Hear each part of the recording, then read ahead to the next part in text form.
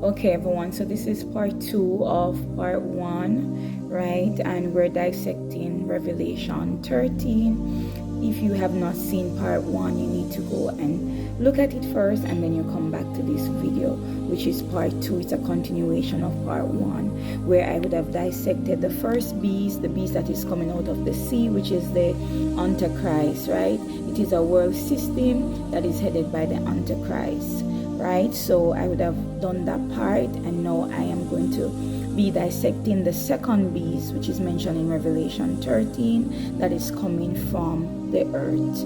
All right, so the last thing I ended with was that those who are on the earth, right, whose names are not written in the Lamb's book of life, they will be worshiping the beast, right? They will be having alliance to the beast, right? Because of course they will be deceived, and many will basically give up their suffering for comfort. And when I'm at the end of this video, I will share a vision that the Lord has basically shown me, right, as it relates to this that I'm speaking about. So in Revelation 13:11, it speaks about the beast of the earth. It says, "And I beheld another beast coming up out of the earth, and he had 2 horns like a lamb, and he spake as a dragon." Now, if something is like unto a lamb, it signifies that you are going to be like Christ-like. You're going to have resemblance of, Christ's characters. But really, if you read further down, he said, "And he spake as a dragon." So a lot of deception is going to be taking place here with this beast. This beast is going to appear as if they're of God, but they're really of the dragon, which dragon is Satan himself, right? And he exercised all the power of the first beast, which is the Antichrist. So all the power, remember, the power was given to the first beast. The power was given by the dragon, which is Satan. This same one is going to be given the same power, right, to basically rule over the earth, right? And he exercised all the power of the first beast before him, and caused the earth and them that dwell therein to worship the first beast, whose deadly wound was he. We spoke about the beast who came back. Basically, this whole world system, this world empire, this final world empire that is going to emerge out of chaos, right, is basically an empire that was gone on before, right? The Bible didn't say which one of them, right? And they're going to resurface basically and be stronger, right, and more terrible. Daniel spoke of a 5th beast that he saw, right? And that beast is basically the same beast that we're basically referring to here, right? So if you have time, go read Daniel 2 and Daniel 7, right? It kind of bring it into perspective. Revelation 13. So, "And he doeth great wonders, so that he maketh fire come down from heaven on the earth in the sight of man." So this beast, right, which obviously is a religious system, right? It's going to be a religious system that is working alongside with the first beast that is coming out of the sea, which is a political power, right? So most persons refer to this beast as the false prophet, right?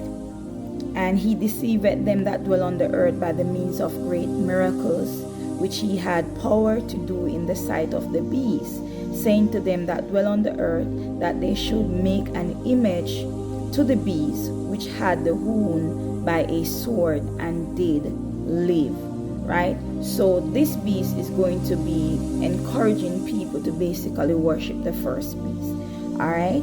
So the false prophet, this religious system that is going to be surfaced, right, is basically going to be encouraging people to basically worship the beast, all right? "And he had power to give life unto the image of the beast, and the image of the beast should both speak and cause as many as would not worship the image of the beast should be killed, right? So this religious system, if you don't worship the beast, they're going to see to it that you are killed, right? Because you're not in alliance with their system, right? You're not in alliance with their religion and their God, right? Which is Satan. And he calls it all, both small and great, rich and poor, free and bond,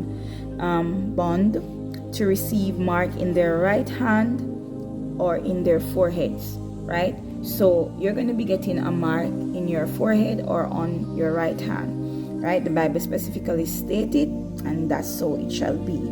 And no man might buy or sell save he that had the mark or the name of the beast or the number of his name. So if you don't carry the mark of the beast, you will not be able to buy or sell, and of course you won't be able to work, right? You won't be able to do any form of transaction if you're not aligned with the beast. All right, so be careful in the end time, right? Not to be deceived. Let me just wrap it up. And Revelation 18, which is the end part of it, it says, here is wisdom. Let him that had understanding count the number of the beast, for it is the number of a man, and his number is 600, 6 score and 6, which is 666, right? So you can be given the name of the beast, the number of the beast, or the mark, right? Whatever that may look like. So people, please do not fall prey to the system that is going to be arising out of chaos, right? So the Antichrist is rising, and it's basically going to come out of chaos, and I did mention that in part 1 of the video, right? I'm going to try to do this quickly. I got a vision recently where the Lord showed me like he was around a table, just like how we had he had the Passover when he was about to be crucified and so forth. And I was there, and I was asking the question as to when will the Antichrist be? Give me a time frame. And 2030 was mentioned in the dream, right? And Christ himself, even though he did not with the picture, right? Because nobody can really picture Christ, because no one have necessarily seen him, right?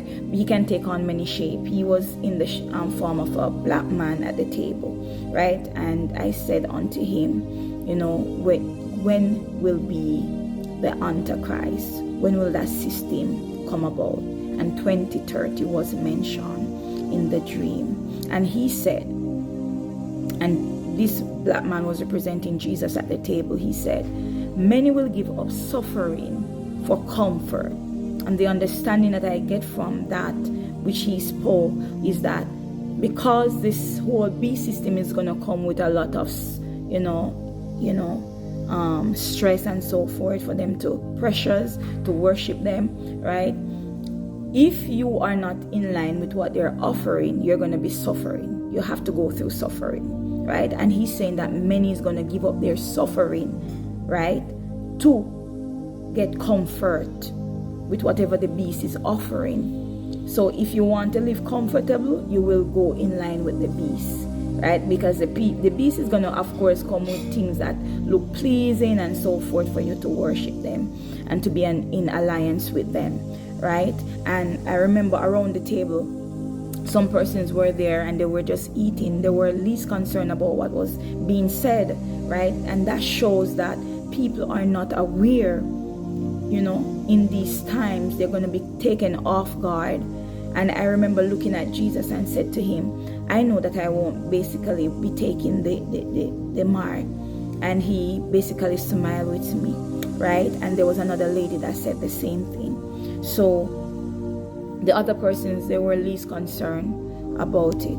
So, it goes to show that persons are not going to be aware in these times, and they're going to basically be taking the mark. Now, I'm making this video to help you that is listening to this video not to take it. Do not be aligned to the beast system when it comes around, which is very soon, okay? Be aware.